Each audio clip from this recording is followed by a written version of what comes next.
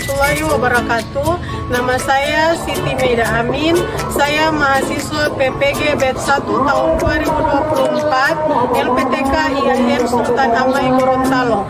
Dalam video ini saya akan menampilkan kegiatan PPL saya. Silakan menyaksikan.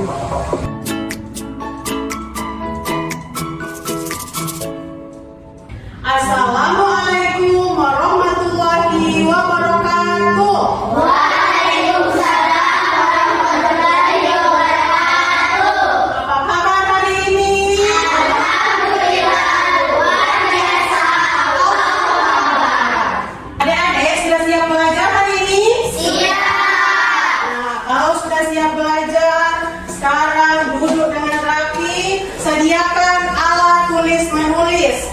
Baik, sebelum kita memulai pelajaran, alangkah baiknya kita untuk berdoa.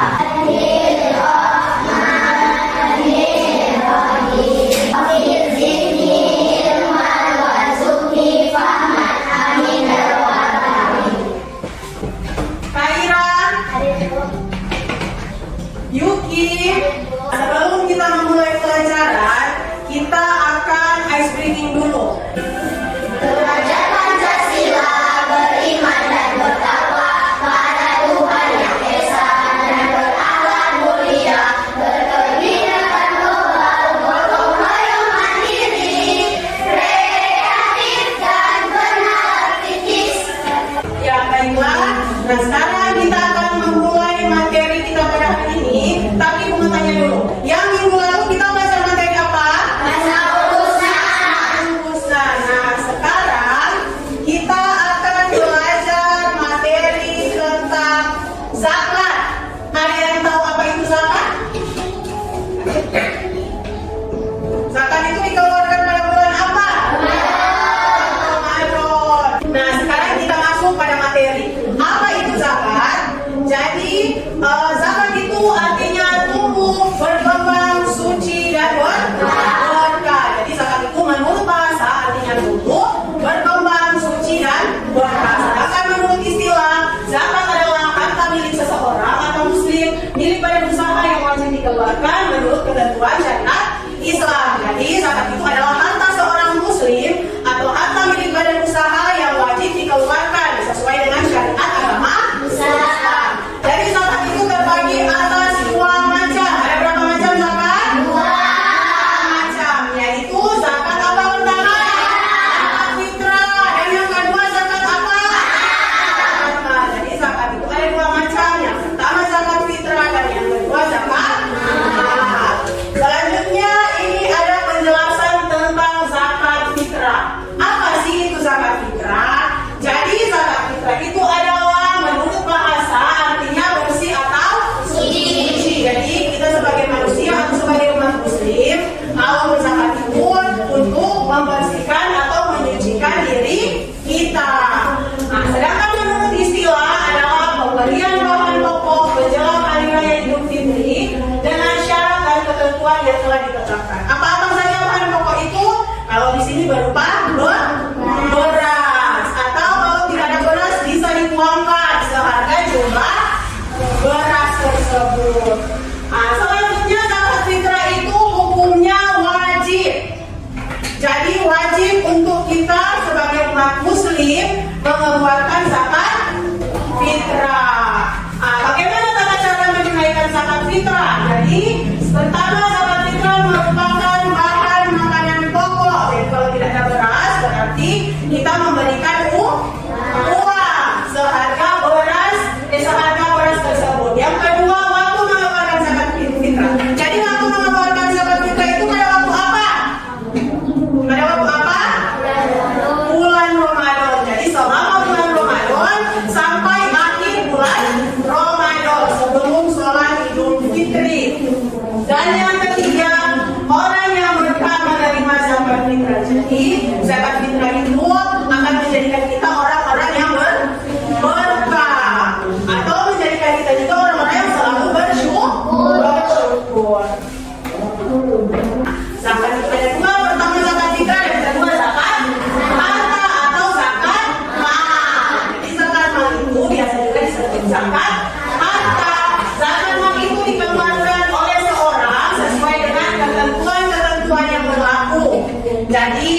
ketentuan-ketentuan apakah itu? Yaitu sudah mencapai 1 tahun dan sudah mencapai nisab. Nah, harta-harta apa saja yang dikeluarkan pada zakat mal? Yang pertama, harta hasil perdagangan.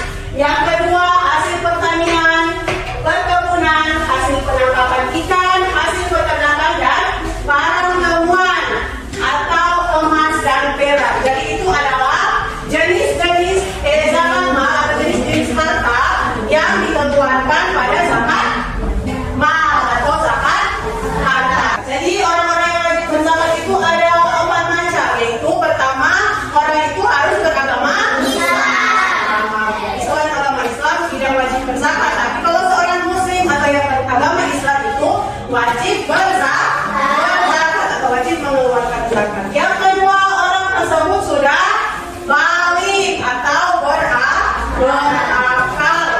Yang ketiga, orang yang memberikan zakat itu harus terbebas dari hutang, jadi tidak ada hutang dimanapun.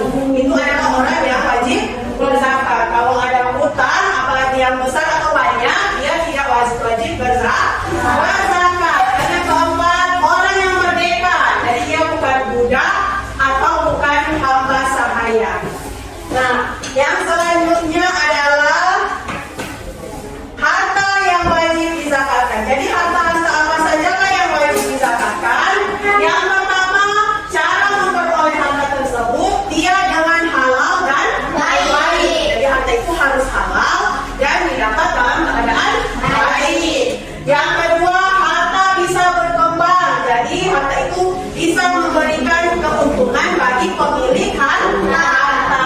Yang ketiga, harta milik sendiri dan memiliki kekuasaan untuk menggunakannya. Jadi harta tersebut bukan harta pinjaman.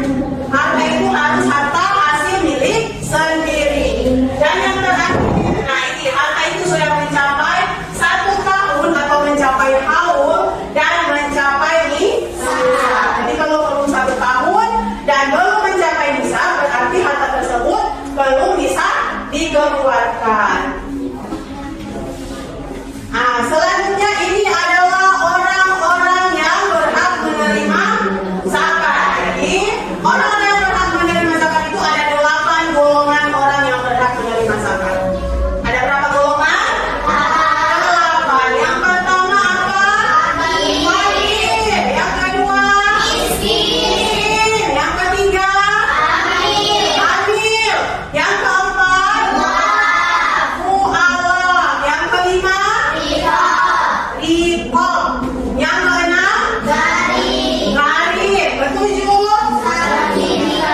Sabilillah atau fisabilillah. Yang terakhir? Ibnu Sabil. Jadi itulah orang-orang yang berhak menerima zakat. Nah, yang pertama itu fakir. Jadi seseorang yang tidak mencukupi kebutuhan pokok atau tidak memiliki harta. Jadi fakir itu adalah orang yang tidak memiliki harta dan kebutuhan pokoknya tidak tercukupi. Selanjutnya miskin. Apa itu miskin? Yaitu orang yang memiliki harta tetapi tidak mencukupi untuk kebutuhan pokok dan keluarganya. Jadi kalau miskin itu orang yang masih memiliki harta, tapi harta tersebut tidak mencukupi untuk kebutuhan pokok diri sendiri dan keluarga.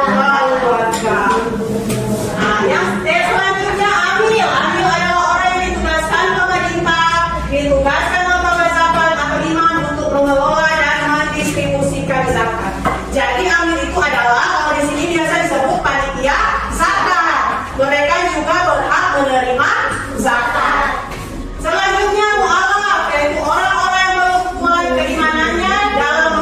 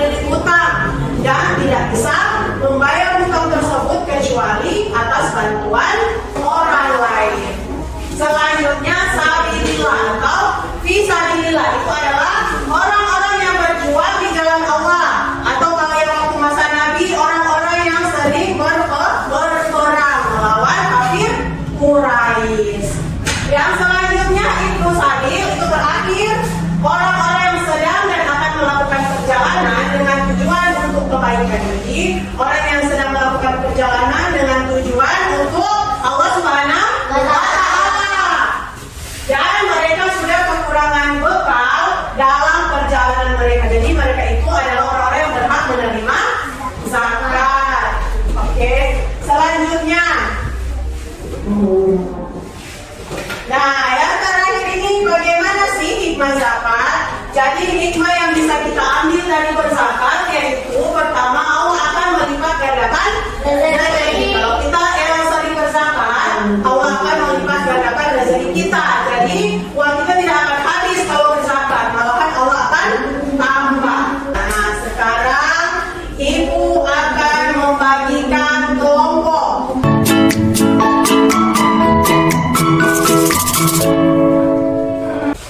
Nah, sekarang jadi tugasnya membuat satu pertanyaan. Nanti sebentar setelah dibuat pertanyaannya ditukar dengan kelompok lain, lalu dijawab pertanyaan dari kelompok lain yang memberikan pertanyaannya.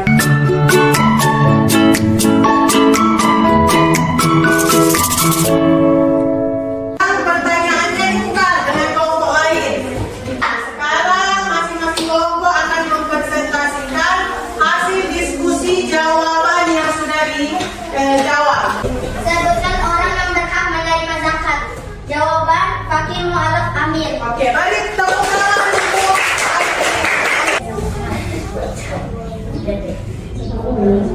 ya, beri aplaus untuk kelompok kita. Memberikan kebutuhan pada orang yang membutuhkan. Oke, beri aplaus. Nah, sekarang ibu akan membagikan lembar kerja peserta didik yang berisi tentang materi yang sudah ibu jelaskan tadi. Jadi di dalam lembar kerja ini ada soal-soal, jadi dijawab masing-masing. Ini sudah bukan lagi berkelompok.